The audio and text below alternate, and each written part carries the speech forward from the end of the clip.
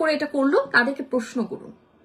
মনে আছে হিমেল আশরাফ প্রিয়তমার মতো একটি সিনেমা দেবার পর যখন তিনি রাজকুমারে আপনাদের মন মতো হয়তো বা ওই লেভেলটাকে স্পর্শ করতে পারেনি, আপনারা কি ছেড়ে দিয়েছিলেন? কম কথা কিন্তু আপনারা শোনাননি, সেটা ঠিক করেছিলেন।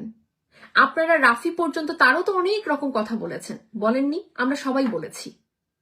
মেহেদী হাসান হৃদয় বরবাদের ডিরেক্টর, তাকে পর্যন্ত কি ছেড়েছেন? আমরা তার ভুলে কথা বলিনি? তাহলে ওয়াই নট আবু হায়াত মাহমুদ? Why not? আমি মনে করি 100% প্রিন্সেস চেয়ে রাজকুমারের মেকিং হিমেল আশরাফ ভালো করেনি, করেছে তো। বরবাদ ভালো হয়নি, হয়েছে তো। ইনফ্যাক্ট অনন্য মামুন তার যেরকম সিনেমাই হোক না কেন দরদ, সেখানেও তো শাকিব খানকে কিভাবে প্রেজেন্ট করেছে। তাহলে এই ডিরেক্টর কেন কথার ঊর্ধ্বে হয়ে আছে?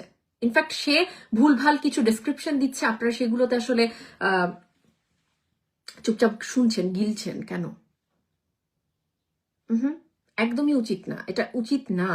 আর কত সময় পর আসলে আপনারা গঠনমূলক আলোচনা করবেন, এই প্রশ্নটা আমি রাখতে চাই আপনাদের কাছে। আর কত দিন, কত বছর পর, শাকিব খানের কতগুলো বছরের ক্যারিয়ার মানে আরো যাবার পর আসলে তার ভক্তরা মিনিমামটুকু গঠনগত আলোচনা করতে পারবে?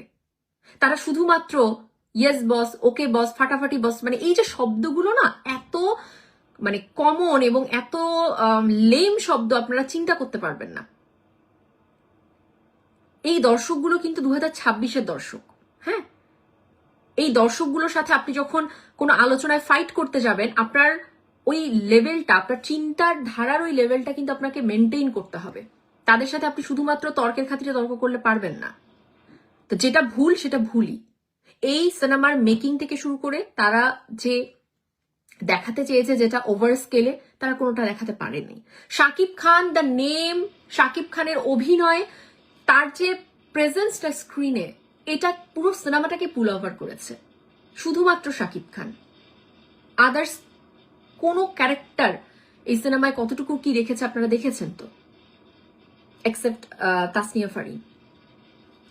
তো যাই হোক, একটা কথা আমি আরেকটু অ্যাড করে দিতে চাই যে এখানে আমি দেখেছিলাম একজনের ভিডিওতে যে তিনি খুব দায়িত্ব নিয়ে তিনি সিনেমা অভিনয় করেন, এবং যেহেতু অভিনয় করেন সেহেতু তার একটা জায়গা তো আছে না, গ্রহণযোগ্যতার জায়গা আছে। তো তার কথাগুলো কিন্তু অনেকেই অনেক গুরুত্ব দিয়ে শোনেন। আমি নাম বলছি না, আশা করি আপনারা হয়তো কথা বলার পর রিলেট করতে পারবেন।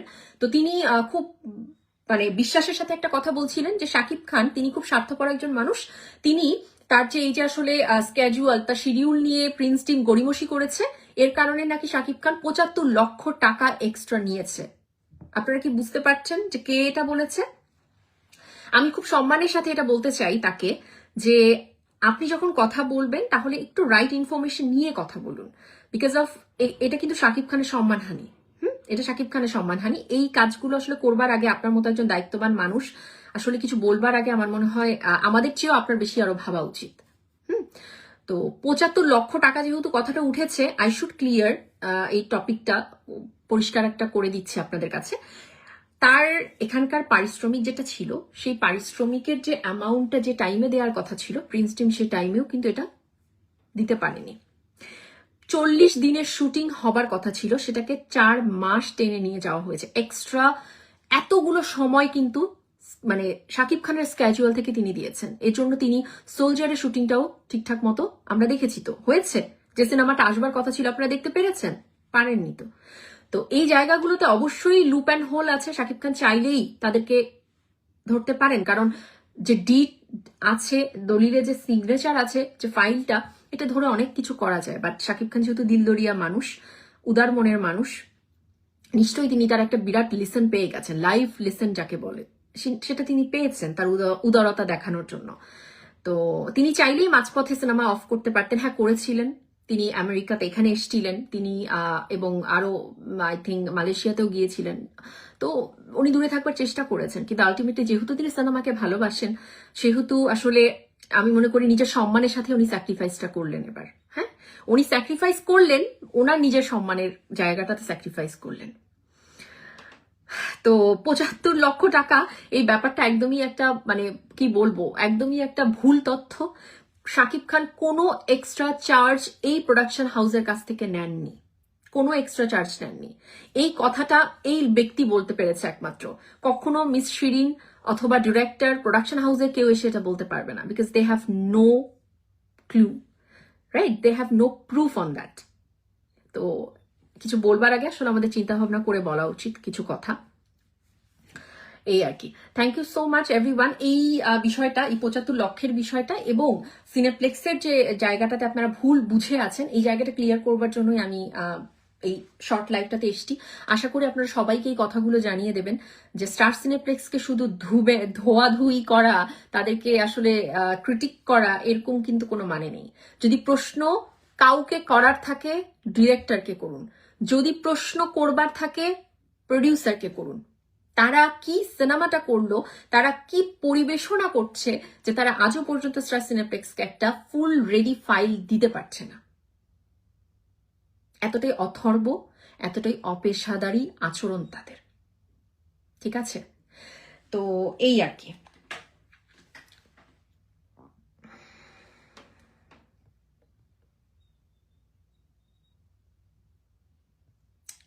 কি সব কমেন্ট দেখো এখানে এসে করছে। মহানবী সাল্লাল্লাহু আলাইহি সাল্লামের পাশে থাকতে বলছে। কোথায় এসে কি কমেন্ট করেন আপনারা এইগুলা? আপু সাকিব ভাইয়ের নামই হিট হয়ে গেছে মুভি। এক্স্যাক্টলি, আমি এটাই বললাম যে সালমান খান তার একটা, যদি প্রত্যেক সালমান শাহরুখ যেটাই বলে না কেন, ক্যারিয়ারে কি কোনো ফ্লপ সিনেমা নেই?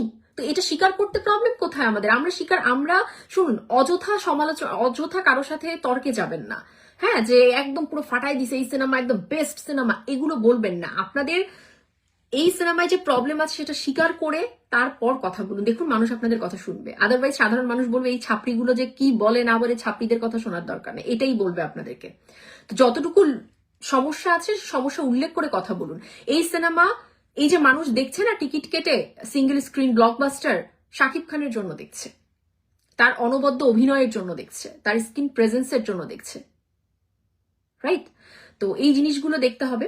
যদিও লুক অ্যান্ড ফিল ডিরেক্টর কোনোভাবে কোথাও কোনোটাতেই তিনি ফুটিয়ে উঠাতে পারেননি, এটা আমাদের জন্য দুর্ভাগ্যের জায়গা, শাকিব খানের জন্য। তো এই আর কি। আর হচ্ছে যে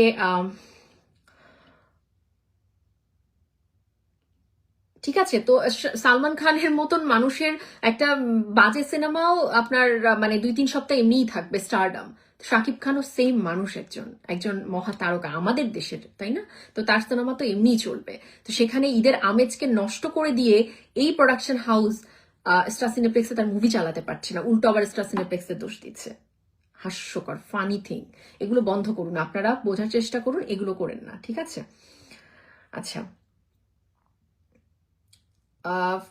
আশিক ফারজানা আপু, এই সিনেমার সঙ্গে জড়িত মিস্টার চাপাবাজ অনন্য মামুন সাহেব হওয়ারই কথা, বোঝেন না কেন? আর স্টার সিনেপ্লেক্স তাদের কাছে হয়তো চাপ আছে, প্রত্যেকেই শাকিব খানের সিনেমা চালালে অন্য নায়কের সিনেমা চলবে না, তাদেরকে তো খাইতে হবে, এজন্য এক সাইডের আগে শাকিব খানের সিনেমা, এক সাইডে রাখে শাকিব খানের সিনেমা। আচ্ছা, তো আশিক, কিছু কথা ভুল আছে, এই কথা ধরেই বলি। প্রথমত এখানে অনেকগুলো বিষয় আছে। অনন্য মামুনকে শুধু শুধু আসলে মানে একতরফা কিছু দেবেন না, বিকজ অফ এই টিম নিজে অনন্য মামুনের কাছে গেছেন এবং তিনি তার দিক থেকে সাহায্য করেছেন, ডেফিনেটলি সাহায্য করেছেন। করতে গিয়ে তো ভেজাল হয়ই, সেটাই হয়েছে আর কি। তো হয়েছে, বাট এই যে স্টার সিনেপ্লেক্স চাপে আছে, স্টার সিনেপ্লেক্স অন্য কাউকে জায়গা দেবার জন্য শাকিব খান এটা দিচ্ছে না, এটা টোটালি একটা রং এবং কনসেপ্ট, আপনাদের খুব বাজে রকম কনসেপ্ট এটা। ওকে, আমি উদাহরণ দিয়েই তো বলে দিলাম যে কনস্পিরেসি ষড়যন্ত্র তখন হয় যখন 40টা শোয়ের জায়গায় 30টা শো চলছে, অথচ আপনাদের একটা শো নেই। এটা কি করে কনস্পিরেসি হয়? আপনারা বুঝতে পারেন না একটা সাধারণ বিষয়?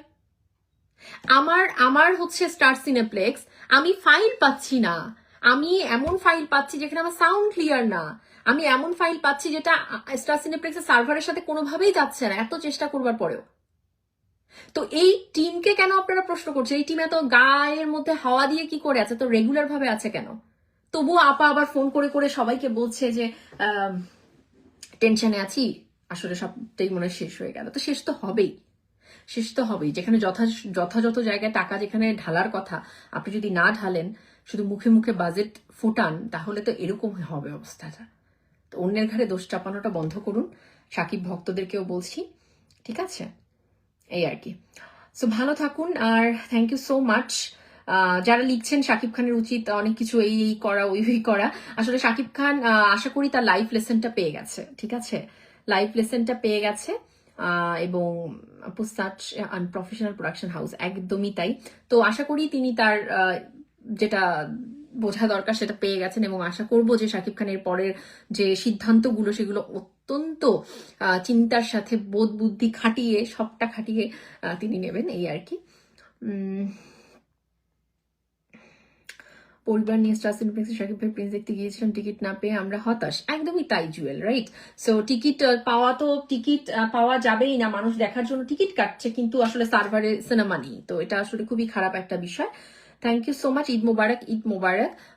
এবং আপনাদেরকে যথেষ্ট পরিমাণ মুক্তি না দিয়ে শুধু সিঙ্গেল স্ক্রিনে চালাতে, যেটা ওনাদের করা উচিত, করুক, আর কি, আর তো সবটাই মোটামুটি শেষ। তার করে টাকা দিয়ে সবাই কিনতে পারলে ভালো, সবাই তো সাকিব ইয়ানদের power of megastar. Okay, so এই আর কি। থ্যাংক ইউ সো মাচ, অনেক খুশি হলাম, থ্যাংক ইউ। চলছে হাউসফুল, সব সিনেপ্লেক্সে চলছে না সমস্যার কারণে। আমাদের সিলেটে সিনেপ্লেক্স সব হাউসফুল যাচ্ছে, মানুষ টিকিট পাচ্ছে না, প্রযোজক গাফিলতির কারণে, না হলে মুভি ইতিহাস হয়ে যেত। একদমই তাই। তো মানে আসলে এটা এমন সিনেমা হয়নি যে পাতে তোলা যায় না, ব্যাপারটা তো এটা নয়। সিনেমায় শাকিব খান আছেন, তার অন্য সব বাদ দিন, যে এই সিনেমায় আর কেউ নাই, শুধু শাকিব খানই আছে।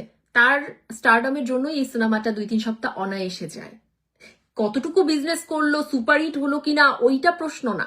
প্রশ্ন হচ্ছে যে সিনেমাটা পাতে তোলা যাচ্ছে না, এটা কিন্তু কখনোই কেউ বলতে পারবে না। বাট এই প্রযোজনা সংস্থার সিনেমা তৈরিতে গাফিলতি, পরিবেশনায় গাফিলতি, এখন পর্যন্ত গাফিলতি প্রকাশ করছে যে এনারা আসলে একটা সিনেমাই মনে হয় করতে এসছে। আর শাকিব